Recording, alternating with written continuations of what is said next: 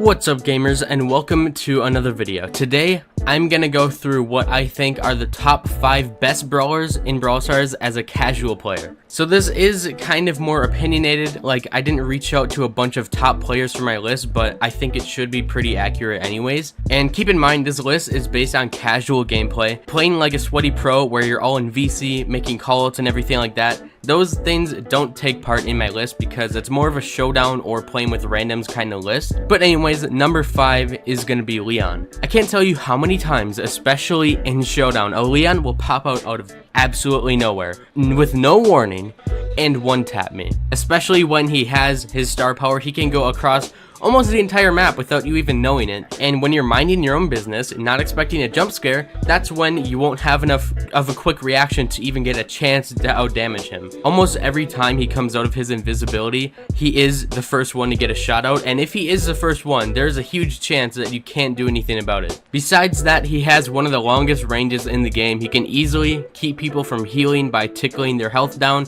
while at the same time building up his super from a distance so then he can jump scare you. All around, I don't think Leon will ever be a bad brawler. Like, I don't think he'll ever drop out of at least the top 10. Invisibility is just that strong in this game. I don't think there's any outlying that at all. But on to number 4, we have Gene, and not only does he have a good amount of HP, but he also has one of the longest ranges in the game, if not the longest. And arguably one of the top 3 supers in the game, which he can easily cycle over and over. But to top it all off, he has a crazy amount of burst damage, and all around Gene can't be bad unless he gets completely nerfed to the ground. The part that shoots him up in the list is his pull, especially in Gem Grab, Siege, and Duo Showdown. The fact that he can get it in 3 to 4 hits is kind of confusing to me because of how strong it is. Because if you're pulled, not only are you being forced to be somewhere that you definitely don't want to be, but you also can't attack for 1 to 2 seconds while Gene can spam you down just on the auto aim button as fast as he can. So half the time, when you're getting pulled by Gene, you'll be dead before the pull even ends, because you literally can't defend yourself. If you're playing as Rosa, you can't put your shield on. If you're playing as somebody who can hit Gene from that distance, you can't do it. You literally can't do anything while you're being pulled and after you finish getting pulled. Because even after the pull ends, you have to wait before you can attack, which the majority of the time is how I die to Gene, because it just doesn't let me defend myself when he pulls me in. But all around, that is why Gene is on the top 5. But for number 3, we have Carl, and he's been in the top 3 ever since his buff a few months ago, and for some reason he got another buff a few weeks ago, and I really don't understand why. Even when he was the number 1 in the game, they still buffed his DPS by a long shot by decreasing the delay between attacks to make him feel better, and I think they got rid of a little bit of damage, but I don't think that changed very much. Anyways, let's list off what Carl all has. He has really long range, one of the longest ranges in the game. He has crazy HP, amazing DPS, and his super, I believe, is the fastest movement speed in the game, and it can one-shot almost every brawler in the game.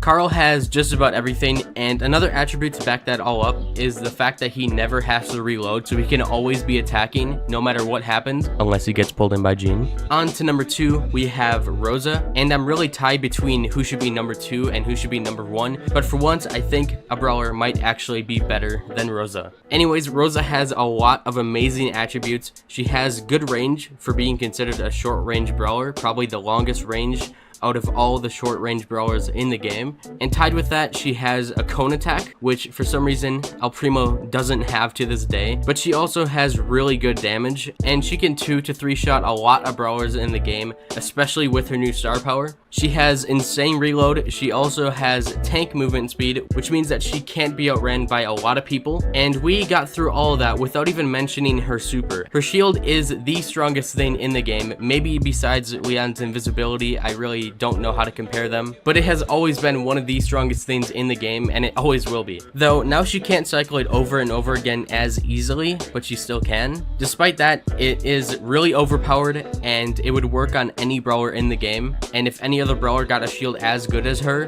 then they would become the best in the game too. But speaking of it being able to work on most of the brawlers in the game, they just added a bunch of star powers that give other brawlers shields. Anyways, Rosa can work on most maps, most modes, and in most situations. If a Rosa is on you, then good luck getting away alive. And the number 1 brawler in the game right now, in my opinion, is Bibi. Bibi is all of a sudden absolutely crazy. She can 2 to 3 shot most brawlers in the game, and she constantly has her knockback available, and when maxed out, she gets an insane movement speed buff, which can most of the time be unstoppable, and considering that she has it almost all the time, it's pretty crazy. She has pretty average health, which I think is her only weakness, and though she has the lowest range in the game, her crazy speed and insane spread on her attack easily makes up for that, because as El Primo, it's really hard to get up to people, but when you have crazy speed, there is no way that you can get away from her unless you can jump away, which is why I'm kind of terrified about El Primo's new star power. And the fact that Bibi always has her knockback, when you get hit by it, you also get stunned, so every time she initiates a fight, if she lands the first shot, you're getting stunned and you can't hit for like a second, which already gives her an extra attack, so you're already halfway dead by the time you can even attack her, most of the time. And to back all that up, she has one of the fastest reload speeds in the game, if not the fastest. Anyways, that is gonna do it for my list. Let me know who you would add or remove from it, if anybody. Some brawlers who I was thinking about swapping out for number 5 were Spike and Barley. But anyways, I will see you guys later, and have a good night.